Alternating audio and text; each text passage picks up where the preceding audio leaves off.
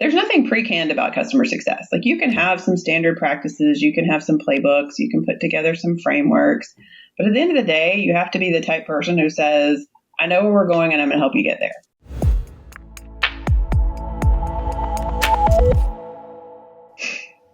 Welcome back to another episode of the Revenue Reimagined podcast.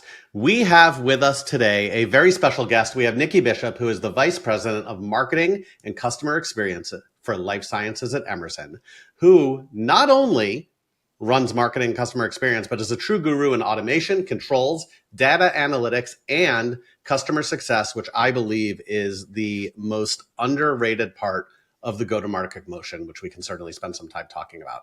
However, her favorite role is being a 2x boy mom, which we were talking about before the show, college boys playing sports. We'll get into that a little bit as well. And her favorite part of her role is actually getting to be a real life saver. So we'll dig into that also. Nikki, thanks for joining us.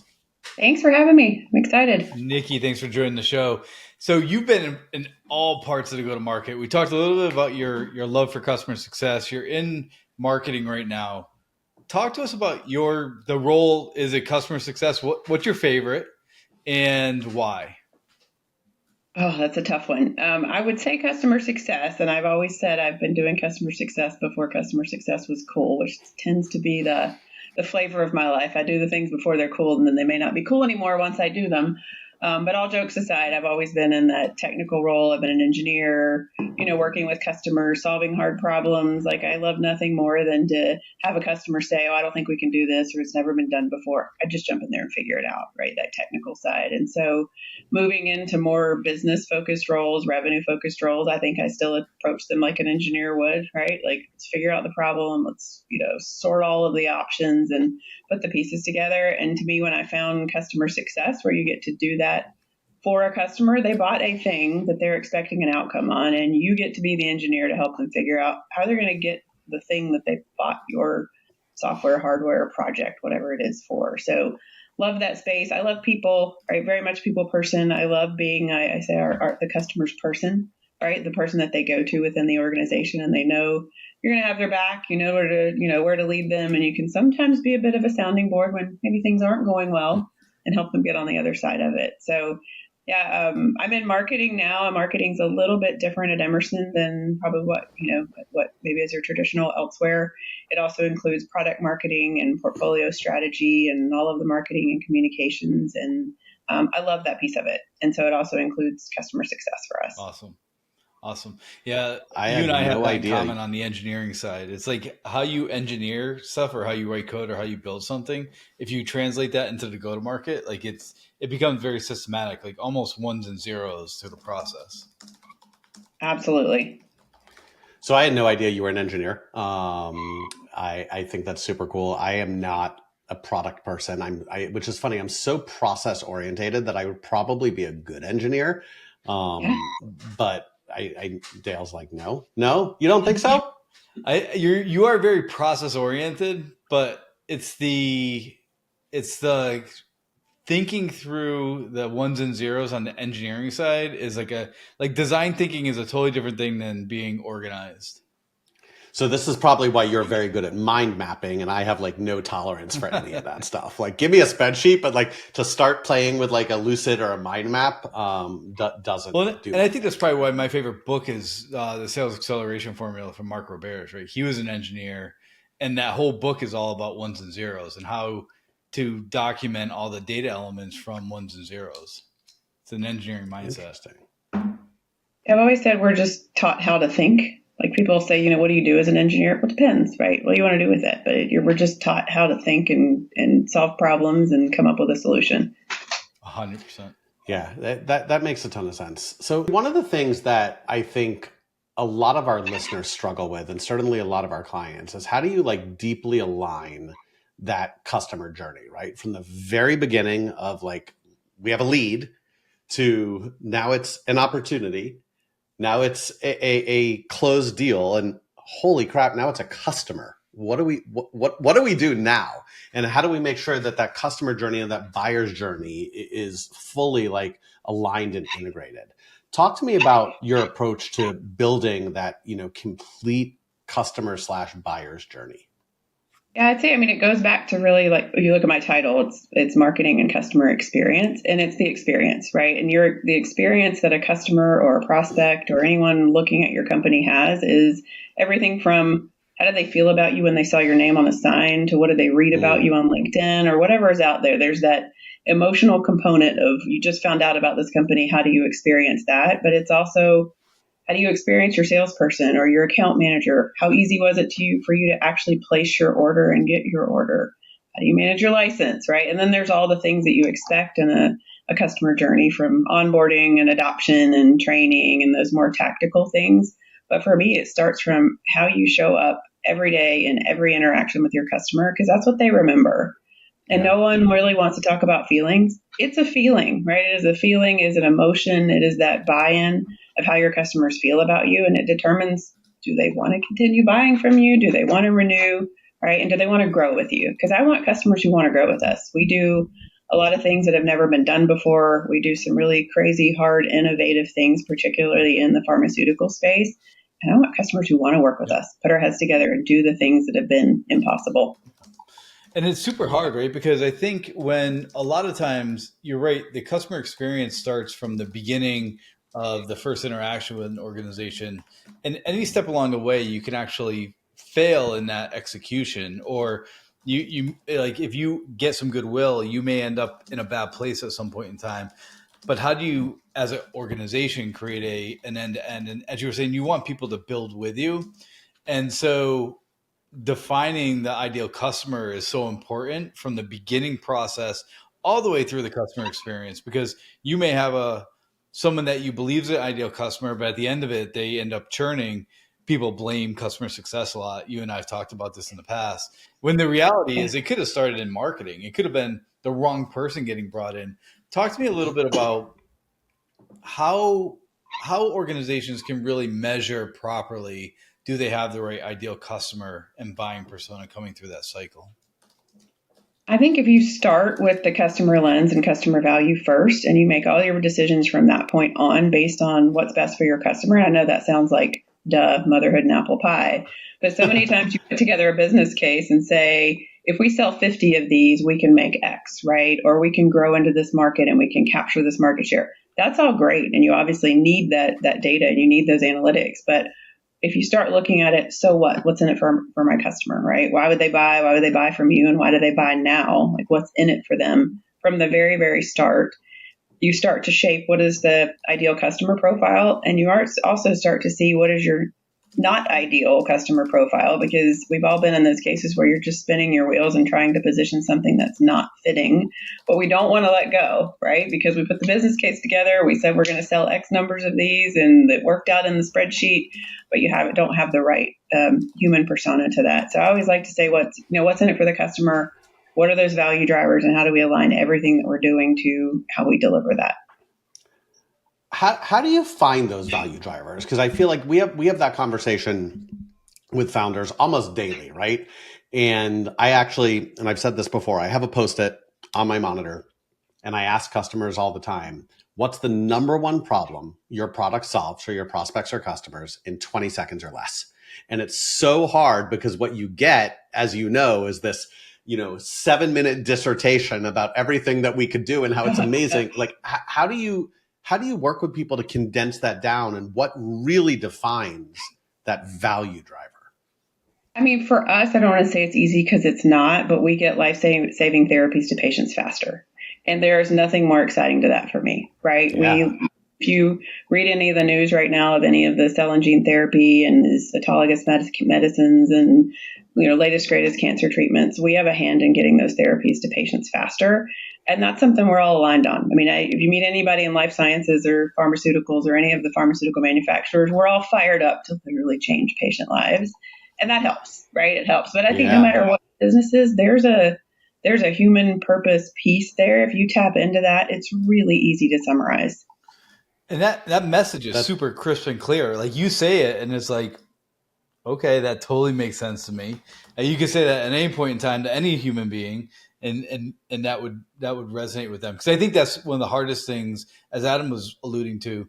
We're talking feature functionality. We're talking about us. But when you're talking about the other person and saving lives and like super simple, and then your sales team or your marketing team can bite onto that right away. Yeah, we call ourselves lifesavers, right? And it can sound a little hokey when you put this team together. And I have a cheesy lifesavers coffee mug, and we went all in, right? I go in all in on a good theme, but I think you have to at first really to get people to buy in. And sometimes you get some going, okay, that's a little cheesy. But when you can break it down and say, you know what, we really do these things. This really is why we exist. You start to get more and more of that buy-in. So I'm happy that we're Team Lifesavers with my cheesy coffee mugs and all. So do you send lifesavers to your customers? No, but I have bowls of Lifesavers in my office in Austin everywhere I go. So I've found that people prefer the gummy Lifesavers over the hard candy Lifesavers. That is an interesting dynamic I've found. So I started my career in healthcare, right? So everything you're saying truly resonates with me. I started in pharmaceuticals very briefly and then went into women's health. And I remember when I was interviewing, one of the things I was told is if you're looking to sell like a cool little widget, like a laser or something, like probably not the right place for you. But if you really want to make a difference in someone's lives, if you really want to, help contribute to outcomes that could improve the quality of lives of thousands and thousands of women, like this might be a place that you want to work. So I think it's super cool. You're bringing me back to my early days of like, not that we don't have a purpose, but like we can't compare our purpose with like life-saving, cancer medications. Like I don't think you could put the two in the same breath. We're not a closed group, so welcome to Team Lifesavers. They've just been inducted in. So I love it. Question: when you're building customer success in healthcare, how do you think that's different than building customer success in like the B2B sexy tech world that we're all aware of? What are some of the similarities and differences in your mind? I don't think there are any differences, right? I think customer success is customer success. You have a success plan, you're driving towards an outcome, and you figure out whatever it is that needs to happen to achieve that outcome. And that also sounds pretty hokey and easy, but there's nothing pre-canned about customer success. Like you can have some standard practices, you can have some playbooks, you can put together some frameworks, but at the end of the day, you have to be the type person who says, I know where we're going and I'm going to help you get there, right? And you have to be that customer's champion within the organization to make sure it happens. But there's no paint by number for customer success in any industry, regardless of how simple it may seem. My super interesting, because now you're working in the marketing side. How can customer success in general help drive better marketing messaging? Like, how can we close that loop? I think many go-to-market processes just become very linear in nature. I always argue that it's got to be circular in nature, where we're getting on the customer success side and come back into sales and marketing. But I haven't seen it done really well. How are you guys doing it? I mean, your best voice of the customer within your company are your customer success managers, right? Because in a lot of ways, your customer success managers become somewhat your customers' therapists. So when something's not going well, they're going to tell them about it. And on the flip side, if, let's say you've got a bug fix that's going to be delayed and you've got to tell the customer that, okay, you thought you were getting that this month and it's going to be 3 months from now.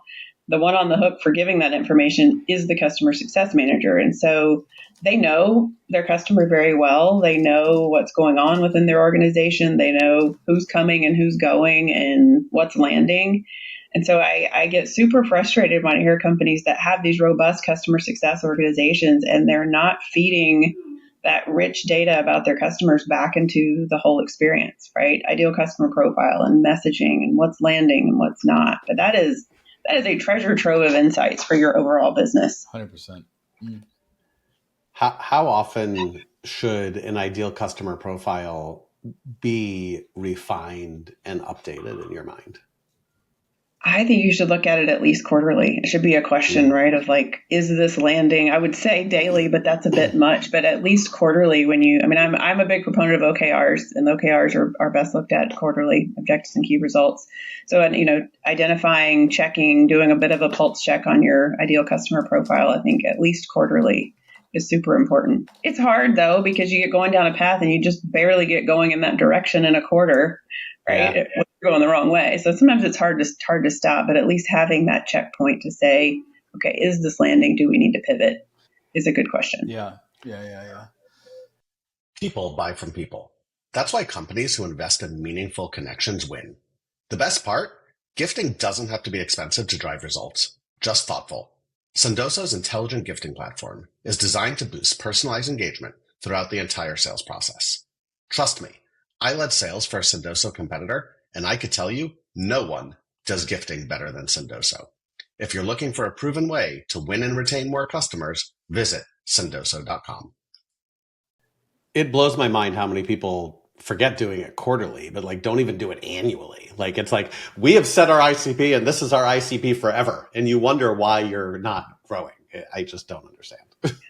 Yeah. If you listen, your customers will tell you whether it fits or not, right? If you listen, you'll hear it.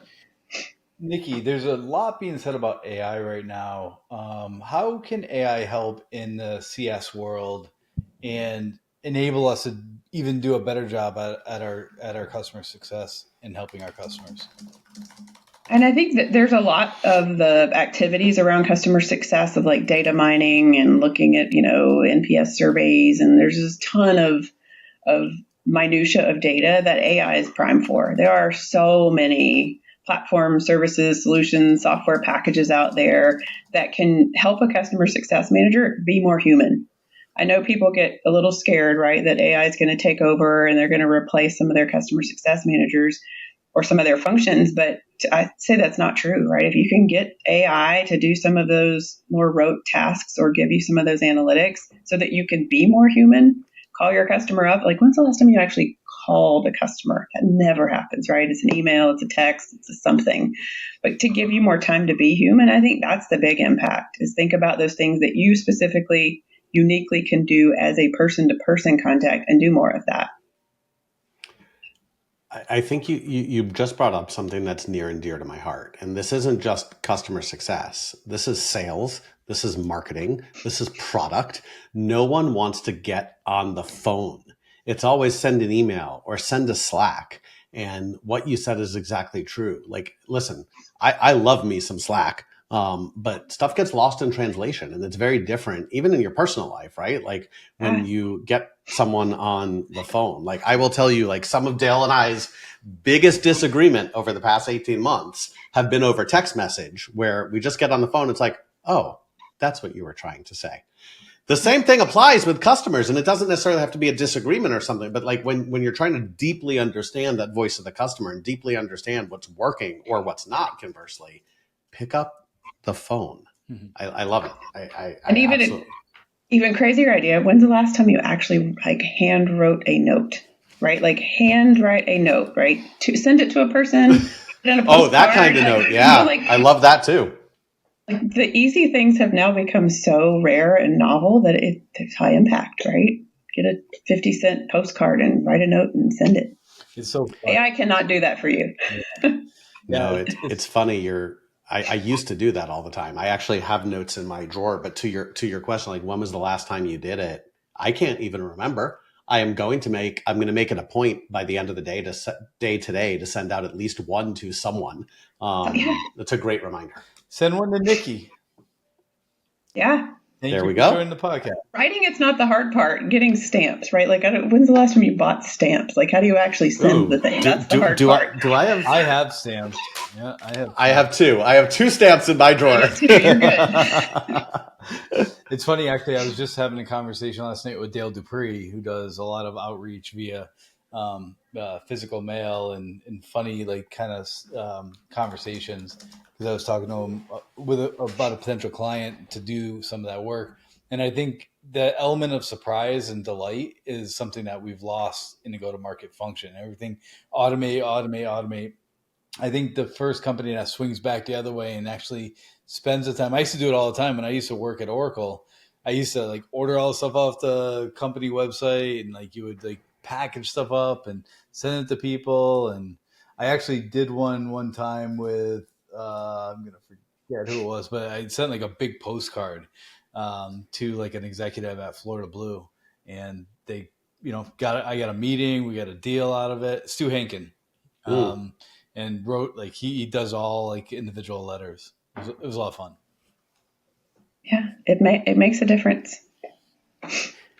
It's the personalized touch. Like we talk about how in sales you need to personalize your messaging and you need to, deeply understand your prospects' needs and tell me more and like really get deep. But there's nothing more personal than getting a physical something that you can touch and put your hands on. That to me is the biggest reminder and biggest takeaway of this show. I think it's something My work here's done now. my mic drop, no mic mess Yep, ups, done. but mic drop, your work is done. So we oftentimes there's a lot of talk about how sales and success or sales and customer success need to connect, right? You have to have that super good handoff from sales to success. And they talk about the buyer's journey and connecting the two. Talk to me a little bit about marketing and success and how those two need to connect. And let's take sales out of it for a moment. Where do marketing and success need to really jive? Yeah, I mean that for us, marketing is a bit of a different animal than probably what you're thinking of for marketing. It does include marketing communications and messaging and brand development and demand gen and all of that, but it also includes for us product marketing, portfolio strategy, right? What's in, what's out, and customer success and product engineering. So it's a pretty comprehensive end-to-end structure, but it's also part of when I think between marketing and customer success, it's that storytelling, right? Customer success is on the hook for delivering the story that marketing sold them, that marketing told, that marketing's telling internally in the organization of here's what we want to develop, here's what's going to be in our portfolio, here's what the future looks like internally, but also talking to our customers and prospects of here's what's in our portfolio, here's what's coming, here's what that means for you. And customer success has to receive that story and take it and make it real. So I am thrilled to have customer success as part of the marketing organization as a whole, because I think that collaboration, to your point, gets missed so much, right? They get missed. You talk about sales and CS and the handover and how do you do a proper handover, but they have to live up to the stories that we're creating. And they can't do that if you don't bring into the story. Sales and marketing are easy. We're just promising to deliver value. Then customer success actually has to deliver the value. So I'm going to go a bit of a different direction here, Nikki. So we talked about that front end and a funnel, but a lot of times what's happening is, and it may not be so much where you work today, but in software a lot, the product doesn't live up to what it's been pumped up or what we're saying. What's the best way for customer success and product to work together so that we can start bringing product into the go-to-market motion? I mean, it goes back to that voice of the customer, like building those insights. But I love for my customer success managers to bring in the product people. Like, what a treat for a customer if you say, you know what, 6 months in, we're going to do a use case review and we're going to bring in the product manager and you're going to get a chance to tell them what you like, ask questions. Maybe they'll teach you a few tips and tricks, but give your customer access to your product managers. I know that's not always possible. Sometimes they're super busy or they're out doing things, but give them access to somebody within the product organization. And I think it's also really important for the product organization to talk to a customer, right? They are writing code, they are developing product.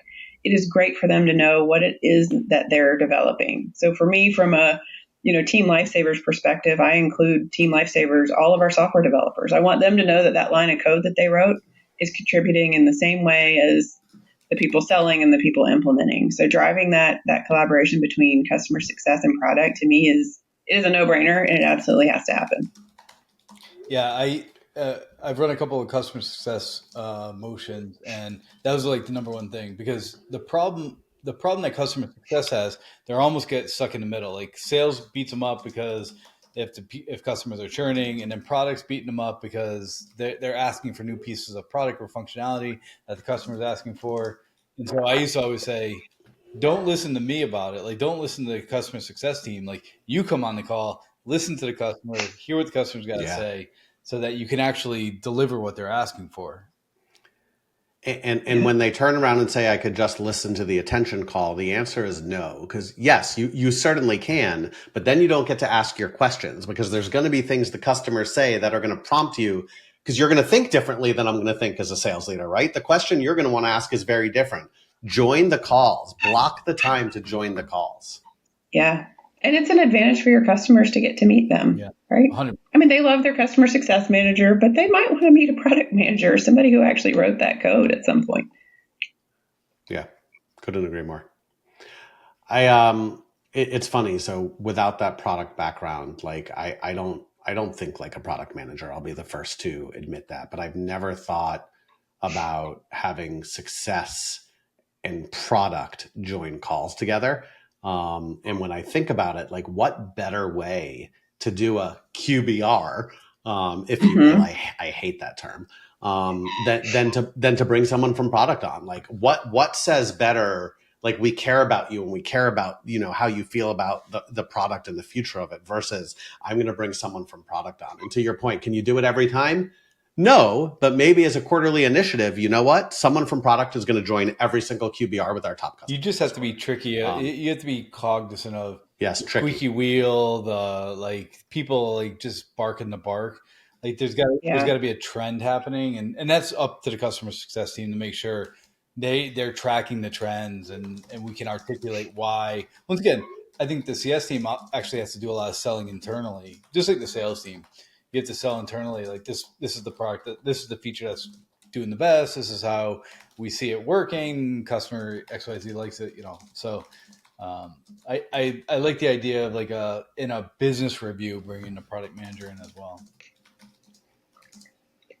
And I grew up in the project space where QBR was quantified business results. And so when I got into more of like a, revenue sales-ish business development role, and I was like, QBR, so it's a quantified business result, right? Nope, quarterly business review. So I still think quantified business result when I hear QBR. Maybe you can change that connotation for yourself, Adam, and maybe you won't dislike it anymore. I'm 100% in. What do you say we do some rapid fire before we close this out? Let's go. My head's not. All right, let's do it. All right, early bird or night owl? Early bird. How early? 7-ish, 6-ish. Depends how functional you want me to be. Up quietly by myself with a cup of coffee, 6:37.